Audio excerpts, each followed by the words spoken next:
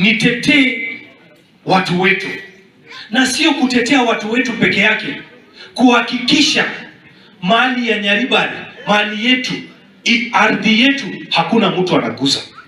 Leo pale Jogoo, mahali tulikuwa tumepeleka watu kujenga ofisi ya assistant chief, tumeweka pesa, sijui ni kunguru gani imeenda kutumana watu huko, wameenda kubomoa nyumba ya assistant chief, wanasema huko ni Kitutu Chache. Nataka kuwaambia watu wa Kitutu Chache, munione kwa macho vizuri.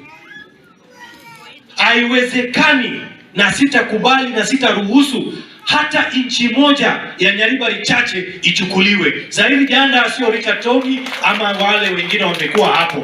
Mimi nitalinda mali ya Wanyaribari. Sisi watu wa Nyaribari ni watu ambao ni watulivu, na hakuna siku sisi tumeenda kwa constituency ya mtu tumehamia huko, na wao tunataka kuwatahadharisha wasijaribu kuja kuchukua ardhi ya mumu Nyaribari. Sasa wakianza kuingiza kichwa hivi kidogo kidogo, kesho si tutapata wameingia wamesema iko Kitutu Chache.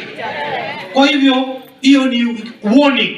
Leo tumeenda pale, tumeenda na county commander, tumeenda na security team pale, watu wamekamatwa, wamepelekwa ndani.